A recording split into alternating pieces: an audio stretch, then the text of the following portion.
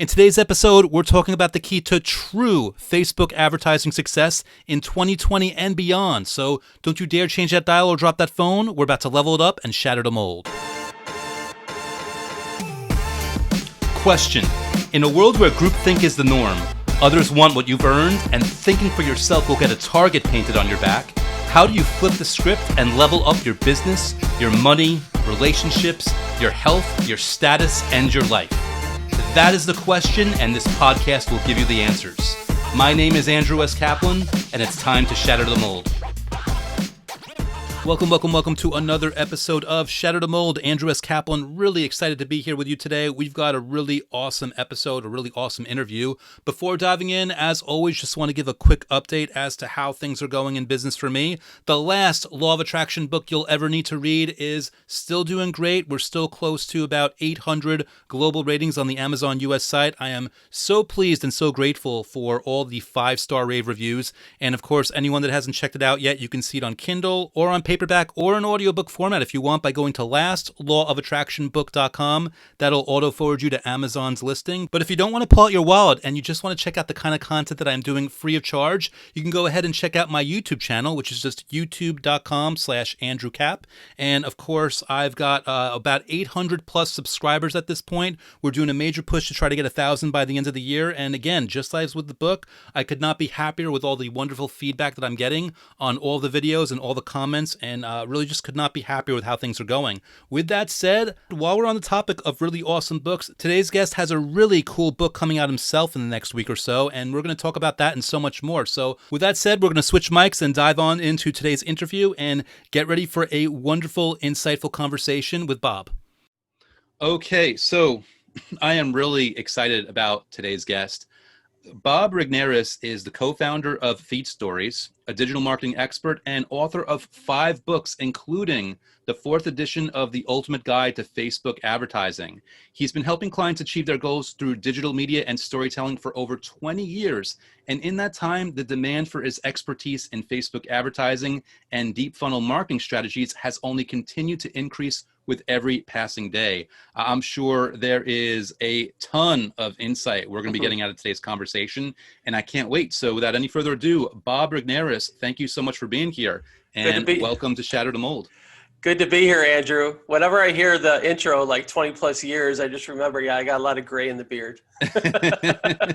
It's funny because like I did a little research on you, and I found info, and like it said since 1998. I'm like, I'm going to make it even longer. It's because like it's 20 plus years. Is it 22? Is it 27? Who knows? But believe it or not, I've been doing stuff for 20 years also, and I wear the hat to kind of look a little bit younger, but I'm sure I feel longer in the tooth. So I'm totally with you on that. Well, see, I'm being a good guest. Normally, I'm wearing a hat. Like I always wear coaching stuff. I mean, I don't know if you said it in the intro, but I'm a high school basketball coach as well. I've been doing that for 34 years and going. So yeah, and you know what? I didn't intentionally because I wanted that to emerge because that is an interesting piece because I'm glad you brought it there. I guess we'll begin there. I imagine the work that you do as a high school coach kind of bleeds into what you do with clients because obviously it's a different kind of corralling, so to speak. Yeah. But there's definitely a piece of where, there's a strategy that you need to execute. And, regardless of the level of expertise that you bring to the table, there has to be a team effort in there and there has to be a cooperation. And you've got to make sure that people are on the same page, especially when it comes to Facebook advertising, because there's so many little pieces that people don't often think about or consider that you really got to pull off to execute it in the right way. Yeah. The interesting thing about, a lot of the people I know, Andrew, only know me as coach. And having coached for so long, like a lot of the kids that I've coached are now like dads themselves and they're coaching their kids. It's interesting. You start doing something and that's what you do. And then eventually it becomes who you are. And I've really just embraced over the last decade of like, hey, I'm Coach Bob. And I coach basketball, but I also coach my clients. And whether I'm formally coaching them or I'm serving them in the agency, a coach really is there to help you improve your performance, right? I get the most glory when you win. And that's, coaches get a lot of credit and they take a lot of blame. And that's just because of the title that they carry. So I carry that weight into any engagement, whether I'm doing like a one-on-one consult, a group training. Like I'm there as Coach Bob, and I'm not there to do anything to like, I'm not there to like trick you into like, oh, I want to be your Facebook guy. And I'm not trying to like give you useful but incomplete information that you sometimes hear. Like what I'm really trying to do, Andrew, is I'm just trying to help people do their best. And I have some areas of expertise. Basketball doesn't pay well. It gives me a lot of personal satisfaction working with kids. Business coaching does pay well, but it only pays well, and I only feel really good when my clients get a lot of success on, from what we do together. So Facebook ads, yeah, I mean, Facebook really, if you think about it, it's only been around about 10 years in terms of the ad platform. Yes. There's people that had tried to use ads, but really it was about 2012 when Facebook really got their act together in terms of ads. So as you imagine, with something new, it was Wild West, it was easy, it was simple. And then what happens over time is they add complexity, they add rules, they add red tape, all those things. So what you see now as a Facebook advertiser is a lot of options. There's a lot of confusion, and there's the ability to make a lot of mistakes that cost you money. Before Hmm. things are really cheap, but at this point now, if you make a mistake, it ends up costing you a lot of money.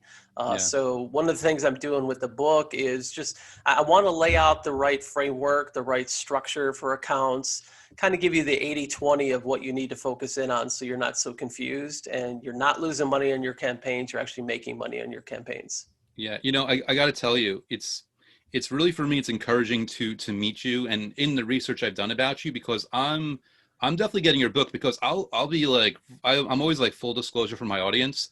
I had a business that I stupidly depended on Facebook advertising as I was building it out, and Okay. it blew up in my face, and I had to basically throw the whole thing away and start from scratch, and I was too burnt out to start from scratch. So even what I'm doing right now, I specifically built it where like I'm going to work around it. I'm not even going to do Facebook advertising, which Yeah. in many ways, like the fact that I pulled off is great, but that there's still so much money on the table and so much opportunity. So I'm excited to kind of dive in and learn about that, because I'd want to get back into it. It's just, as long as I can make it work. For me, it's like Yeah. I could be spiteful and be like, these guys suck, I hate this, but there's still money. I'm not going to be spiteful. Let me actually figure out the game. And I'm glad to have you on, because I kind of get like, this is like my perk for being a podcast host. I get to bring these experts on and basically get free consulting. So, There you go. like it was funny. Like one of the things that I want to make sure to ask you, because again, I've had my own struggles in the past, is like, what do you think, based on your research and expertise and just everything you've done, what's the most critical thing to get right in a Facebook advertising campaign? There's really, I like to use a moniker. It's called the ABCs. So the first thing, the A stands for audience. Hmm. So audience is, you really need to know who you're going after and who you're targeting. Facebook gives you a lot of ability to do that using like what they know about their users. But you really need to understand who's going to buy your product or buy your service. You need to know that. B stands for bidding, and that refers to not how much you're going to pay for the ads, but really setting up the right campaign structure. Currently, Facebook has well over a dozen kind of ways to go after traffic, and you really need to pick the right campaign objective for the result that you're looking for. So for instance, if you're a company that's generating leads, you want to make sure that you optimize your campaign for leads. If you're a Shopify store owner, you want to be optimizing your site or your campaigns for purchases. If you're a business that generates revenue from ads on your site, you want to optimize on traffic. Facebook is really good at giving you what you ask for. Which reminds me of a story. I was in Austin, Texas several years ago, and I met with a Facebook engineer, one of the guys that actually works on the platform. And he's like, Bob, don't try to outthink the machine. The machine is smarter than us. So just tell us what you want, make sure you tell us what you want, and we're going to give you exactly what you asked for. Mm. So it's one of the things you want to get right, is make sure you have the right objective. And then C is creative. Now, here's the interesting thing. Facebook can automate audiences for you. And we could go deep in that, or, we could talk about that. But essentially, they're really good at telling you and finding people for you. They're really good at giving you what they want if you select the right objective. But the one thing they can't automate is creative. So this is where we have to really focus as advertisers is I need to be working on the media, the image or the video on my ad, and also the ad copy. So the ABCs are audience, bidding, and creative. And creative is where you should be spending 80% of your time. So the book itself, Andrew, is going to help you like figure out all those switches and dials and make sure that you focus on the right things there. And then it equips you to like focus and relax and be really good about the creative, because that's really what makes or breaks your campaign. Yeah, and I'm glad you brought that up because, like me, when I was looking into Facebook, so much so that I was building a whole leg of business on top of it. There was no doubt that Facebook was going to reach the right people because they've got their tentacles in every piece. They're tracking everything you do in a good or a bad way depending on how you look on it. So that part's Right. no doubt. And like you said, it's more about like how do you present your message. And it's, I'll invite you to correct me if I'm wrong because you're the expert here. It's not just about being creative. It's about being creative in a way that works within the limits that they throw in front of you. For example, as I understand it, if you use the word you, you're going to get flagged. And for, an old school copywriter like me, I'm like, I can't use you. What the Yeah. hell? But I imagine that's one of the things that you really, the challenges that you help your clients overcome. Yes. So it's like, how do we still connect with the audience and grab their attention and make it feel like we're having a one-to-one conversation when there's that limit that you can't, and again, I don't know if that's true anymore, but you can't use the word you. I imagine that's like a huge piece of the creative that you work on with people. Yeah, you is a no-no word. It's copywriting 101, right? Write to your audience. Use the word you a lot because people love to read about themselves. Well, the opposite rule is true on Facebook. Facebook does that because they don't want their users freaked out by the advertising, right? So here's a scary thing. Like if you wanted to reach a female who's a diabetic and she's 50 years old, you could do it. And you could really freak that user out by running an ad that's like 50-year-old diabetic, and show a picture of somebody that looks just like them. I mean, you could really freak them out, and that's not a good user experience in Facebook's mind. So Right. they want their advertisers to kind of play nice. So the way I like to approach creative is storytelling.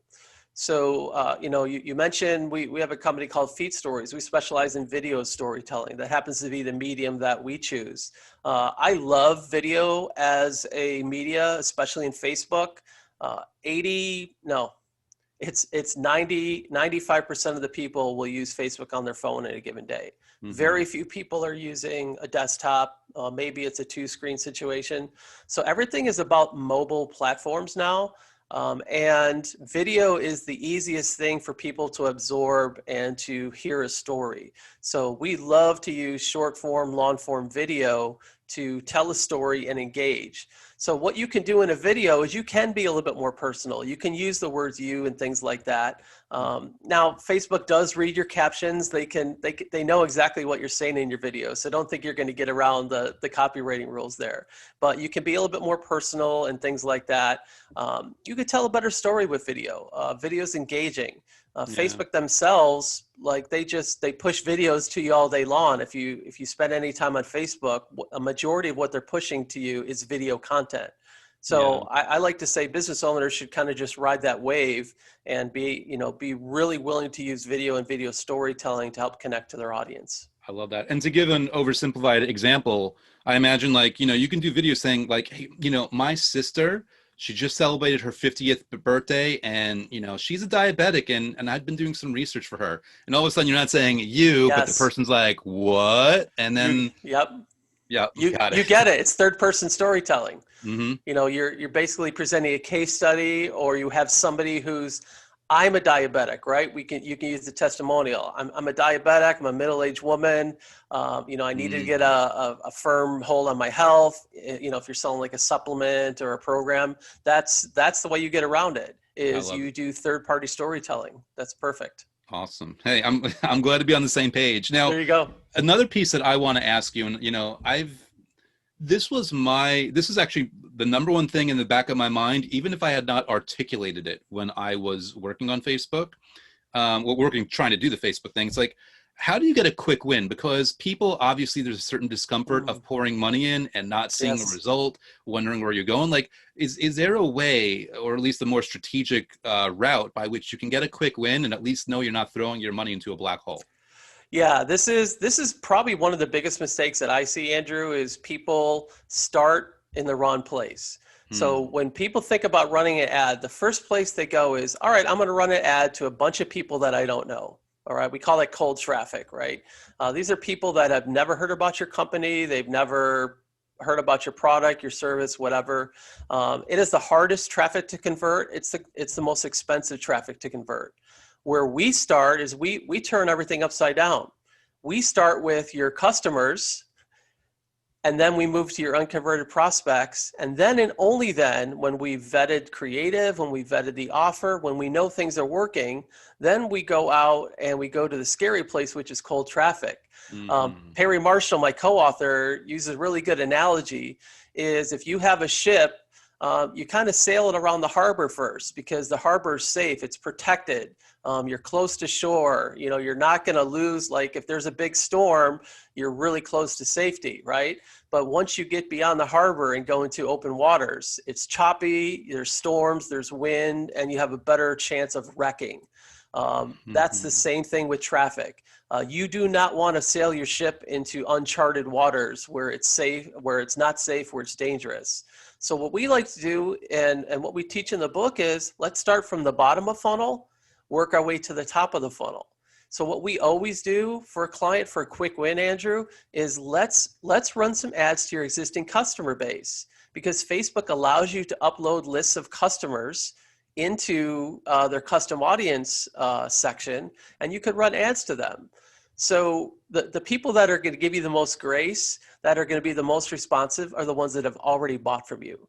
So what we'd Hmm. like to do is let's think of a way to get you some money to kind of maybe pay for this engagement, right? If I'm doing a coaching situation, let's think of a way to get you a quick win by offering something to people who've already bought from you. Now, if you don't have a large customer list, the best way to go is, well, let's go after the unconverted prospects. So a lot of people are building email lists and they've been doing this for years and they're only emailing them. Well, you and I know that email is, it's a great medium, but not everybody sees your emails, opens your emails. So Facebook gives you the ability to touch them in different media. So you Hmm. can upload a list of your prospects out of your CRM and you could run ads to them. Now that doesn't convert as well as customers, but it converts better than somebody who's never heard of you. So what we Right. like to do is let's see if we can do a customer offer. Let's see if we can do a reactivation offer. And then when we see this offer is working, well, let's test it and let's go into some cold traffic. But you got to do it in that order to get some wins. You get some revenue, you get some confidence, and then you could go out and sail in the open seas. Well, I love, there's so much automatic gold in that approach. I think we got one, you're hopefully getting people maybe to create another product and service so that they have another avenue for Mm, revenue, but also you're challenging them maybe to reword a couple of things that they've got. Like maybe they're fixed on a way of saying something when they realize that a few minor tweaks are going to be those missing pieces that right. the prospects just needed to hear one thing. I mean, Yes.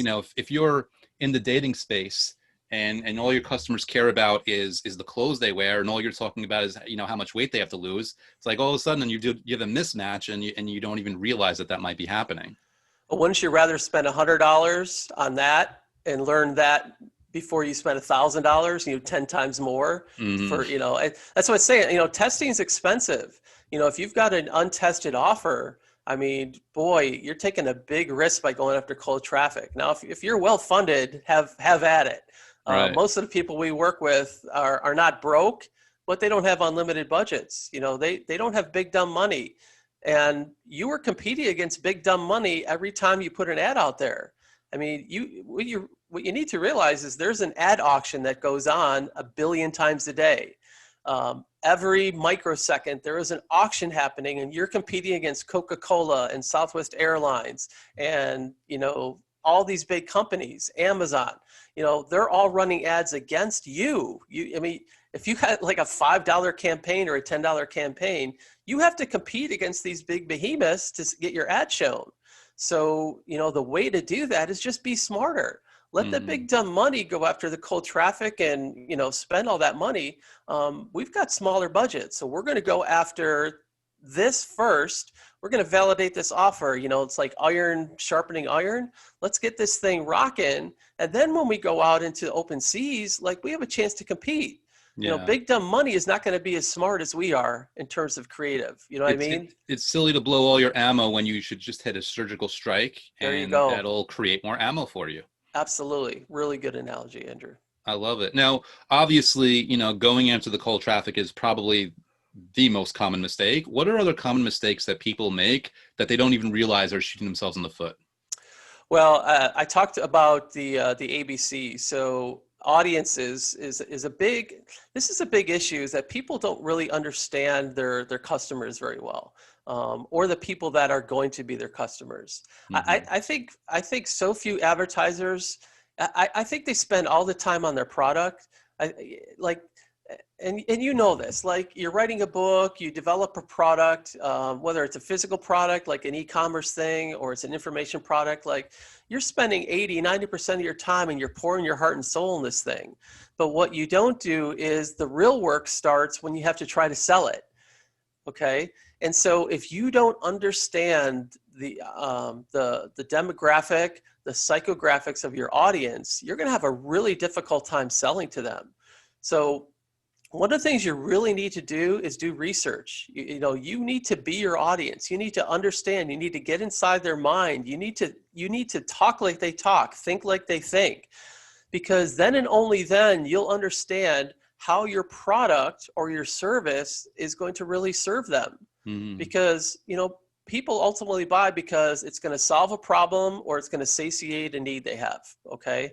And if you aren't able to make that bridge, then you may have the best product in the world. If you don't make that mental connection, they are not going to buy. Yeah. So you really need to understand that. And then you could tune your audience a lot better. So it's not just, we're gonna market to all small business owners. I see a lot of people like, this is gold. Facebook can allow me to target small business owners. Well, okay, that's great, but what about them? Are they a manufacturer? Are they a e-commerce owner? Are they a retail store owner? Are they a consultant? That's all mixed together. You have to really understand that mentality. Yeah, you're selling accounting software. There's different types of business owners that have different kinds of needs that might not even be on your radar, and you're going to be blowing money on them unnecessarily. Right. And have you talked to them and really understood what their needs are? And I'm assuming you did because you developed the software, but do you know what they're saying to themselves or saying to their colleagues when they talk about their current accounting software package? Yeah. And that's the type of stuff we need. This gets into the kind of the copy, right? Because this bridges to the creative. So if you don't understand your audience, you're not going to target them right, but then you're also going to miss the creative. And this kind of brings you to that old adage of like entering the customer like in their mind in the middle of the conversation that they're having in their head, basically, which I think I butchered.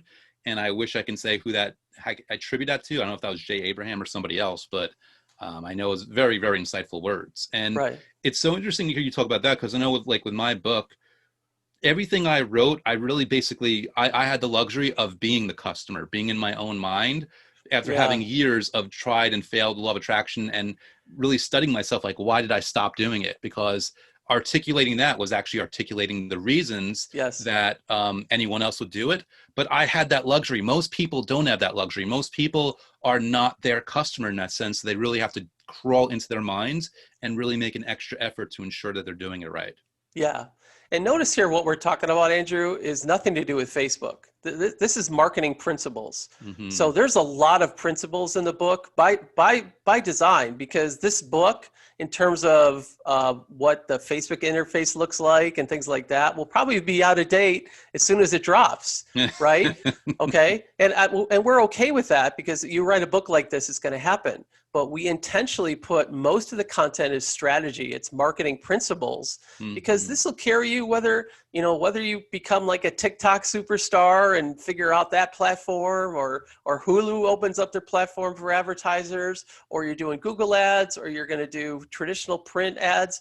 Like, these things are important no matter whether you're using Facebook or not. Facebook doesn't give you the luxury of taking shortcuts.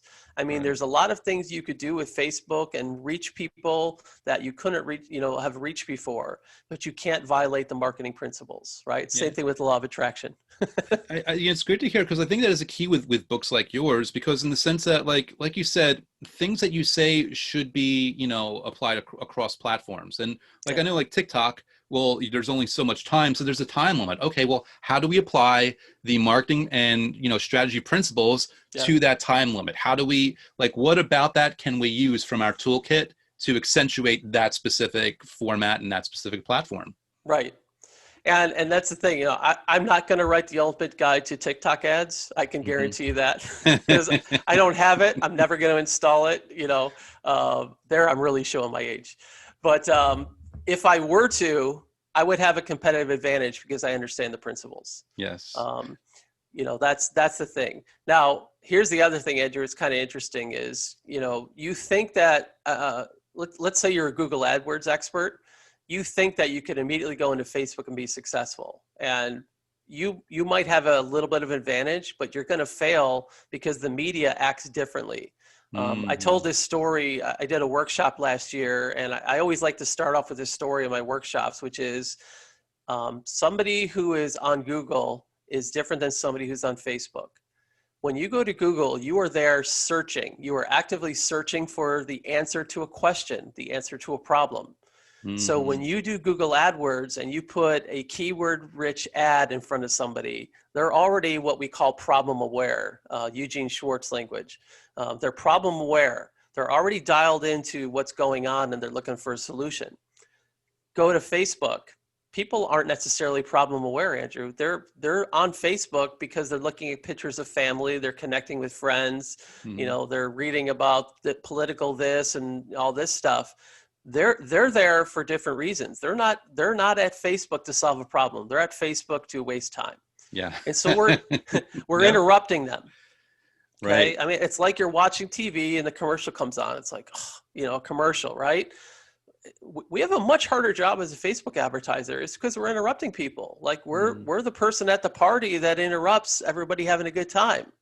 So we got to be much better at our creative. We got to be much better at being a good intruder, so people even give us the time of day. Right. Um, And with that in mind, one thing I want to ask you, again, doing a little research, as I understand it, like, there's two keys to making an effective ad. yeah, And I figured now's probably a good time, given that you're talking about, we're yeah, breaking a pattern, we're capturing someone's attention. What are those two keys, and how do we apply it, whether it's Facebook or anything else? yeah. And this is really different than other platforms. With Facebook, there's two things you got to do. Number one, you have to stop the scroll.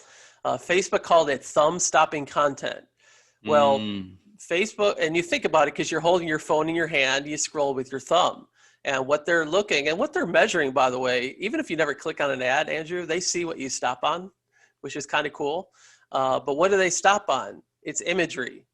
So the media, whether that's an image or a video, is the first thing that people see. And what you want to do with your media is you want to capture attention. Hmm. You want to stop the scroll, and then you want to make a bridge from your content or your media to the first three lines of your ad. So this is what's interesting about a Facebook ad. You get a media portion, and then you get a text portion. So for somebody who's visual, maybe they have a little bit more difficulty with the text portion of this, but you really have to get those two things right. You want to nail the media so you get the attention and you create interest, and then it's the copy, or it's called the primary text. It's the Right. text portion of your post that really connects, and that's where you can tell your story and do your good copywriting, and that's where you're presenting your argument for them to stop what they're doing and go do something else. So Now, those are the two elements you really got to nail. now, just for clarity, Bob, are you talking about the situation where the media captures their attention and then the copy piggybacks on that, or are they both trying to capture attention with the understanding that there are different people that are going to receive it in different ways? Well, your copy, in my experience, and the way the Facebook engineers have kind of laid it out, is that you don't really read the copy first. You always see the image first. Hmm. So I think there's people like, excuse me, I did an interview with a friend of mine, Mike Renard. He's a Facebook copywriter. And we both agree that both of these parts are important. Now, he's a copywriter, so he spends a lot of time on the primary text portion. But here's the thing. You need to get the image right, and the image needs to make sense for what you're selling and what you are trying to get the person to do, and it has to mesh well with the copy. So it doesn't make sense for those two things to be a dichotomy. Very rarely will it work where you have a picture that's just like of a purple unicorn. Hmm. That kind of tricks some people, but really what we like to do is we like to have the image or the video, completely tie into what we're saying in the text portion of the ad. And those things actually work in conjunction with each other to move people to the action that we want them to take. Yeah. And I'm coming at this from a rookie, obviously, at this, but I hear you talking about that. I envision like maybe a strategy to try is like having someone with a sad look on their face holding up a sign saying my sister's a diabetic. And all of a sudden the copy is Yes. like, here's what I learned to help her or something like, I don't Yes. know.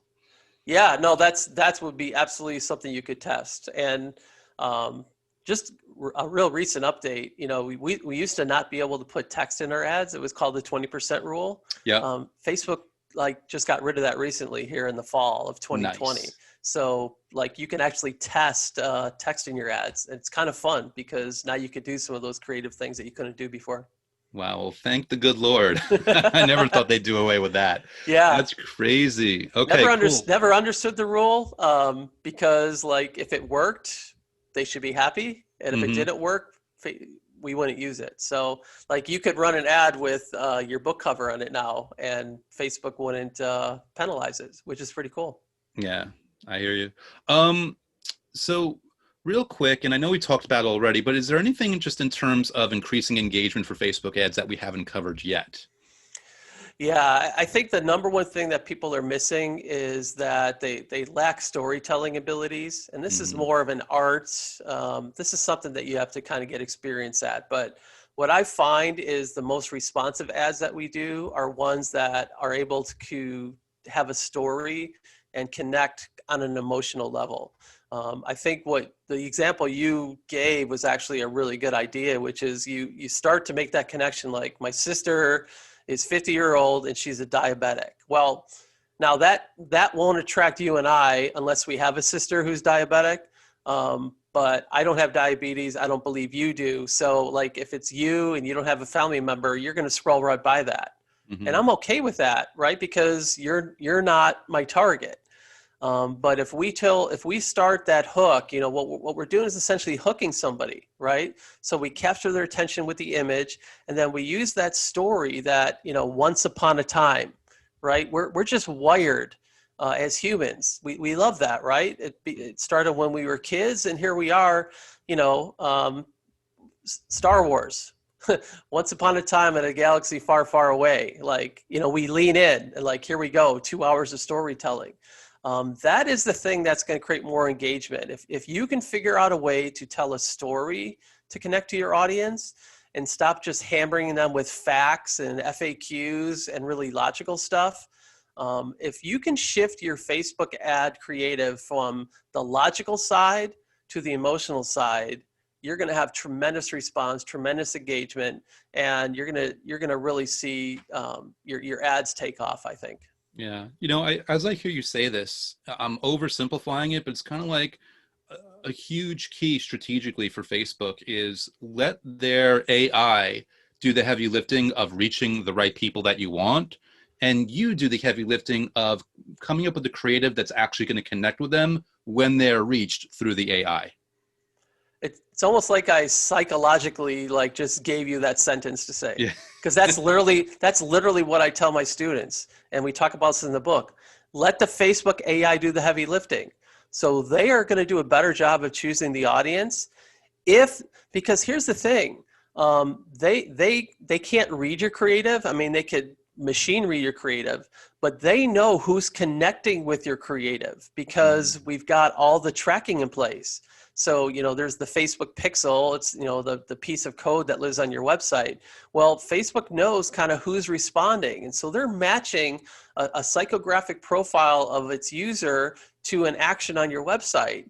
And what it's doing is it's saying, all right, Andrew responded to this, Bob didn't. So let me go find more Andrews to show this ad to.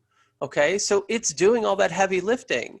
And so if you're really good with your creative and you tell the right story, the right people are going to follow through. It's going to train the AI and say, okay, it looks like these are 50-year-old diabetics that keep responding. So I know who's diabetic and I know who's 50 years old. Now, this is Facebook talking, and they're going to go find more of those folks. It's creepy, but yeah, as a marketer, that's the way to go here. So yeah, I know a lot of people are afraid of technology and they're fearful of AI and things. Well, yeah, I think from an ethical standpoint, we should, but from a marketing standpoint, like we want to use what Facebook's made available because it's going to get us better ROI, it's going to get us better performance, and Facebook's going to be serving its users. I mean, we're not here to trick Facebook. We're not here to trick our potential customers. Like we have something genuine to offer them and it's going to solve a problem they have.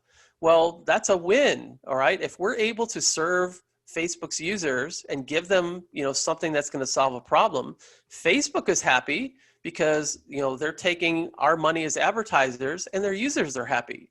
And that solves a problem for them. Ultimately, what Facebook wants is a really great experience for their users.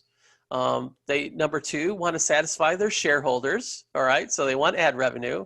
And then thirdly, they want you to be happy as an advertiser so that you keep spending money with them. All right. That's the happy place. If all those things are playing together, then everybody's happy. And that's a very key hierarchy to keep in mind. Like you as especially a small-time advertiser don't really matter as compared to the stockholders and the user experience because they know that's where the real money is. And there's a Right. million of me going around spending that money. So I'm Right. the last in line in terms of being satisfied. Yeah, very few people have enough leverage to make Facebook even blink if they withhold their money. So they don't need your money. They want your money, but they don't need it because there's a lot of big, dumb money flowing into Facebook every day. Yeah, and you want to make them blink, you need something on the actual people, nothing to do with the actual finances. Yes. So obviously, the fourth edition of the Ultimate Guide to Facebook Advertising is on Amazon. Easy way for people to get it. Yep. If people want to connect with you directly in any way, shape, or form, is there a good way for them to do that?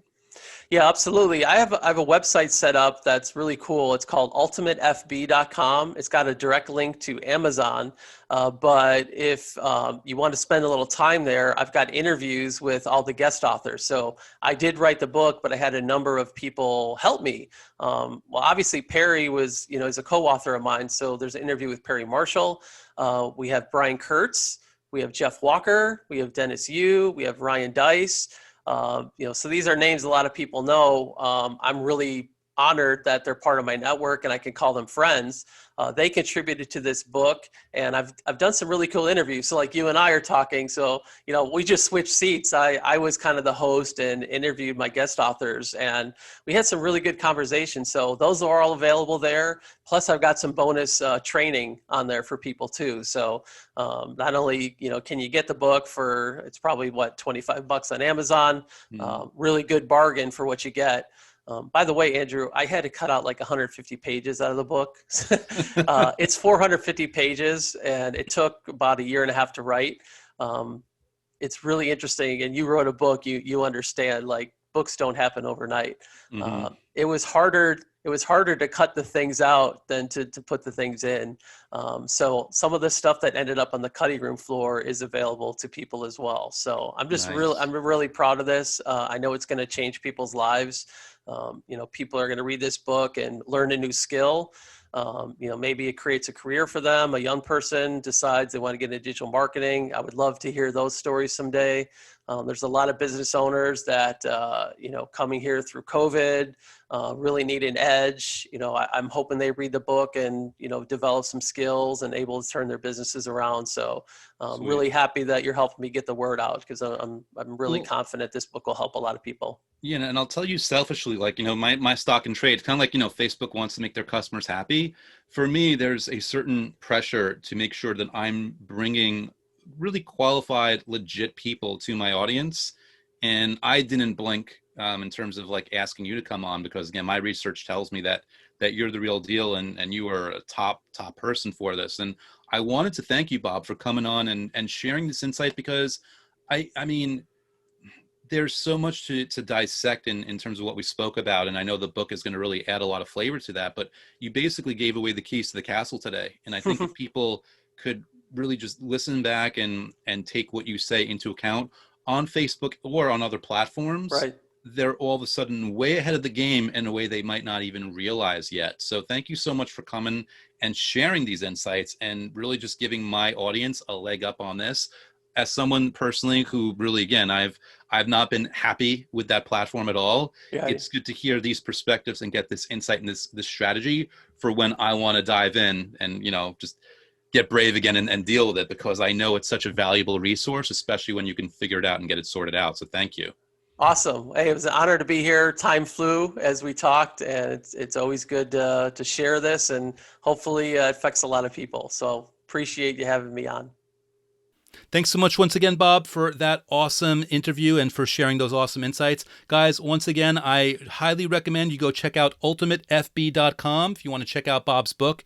It really is head and shoulders above all the ones you might be finding right now, especially in terms of the current standards for Facebook advertising. I could not recommend it more highly. While we're on topic of recommending books, of course, I'd highly recommend you check mine out as well. You can go to lastlawofattractionbook.com. Or again, if you just want to check out my YouTube channel with the content that's supporting the book, you can go to youtube.com/Andrew Cap. With that said, I've got way more awesome content on the way soon. You definitely want to stick around. In fact, while you're at it, you might want to pull out your phone right now, hit that subscribe button, leave a quick, honest written review, and stay tuned. The next interview is probably a day or so away. It's going to be a good one. I guarantee you that. Until then, I'll see you guys next time.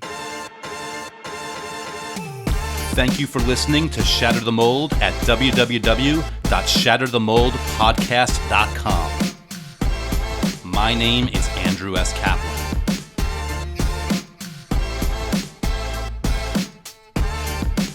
My name is Andrew S. Kaplan, and it's time to shatter the mold.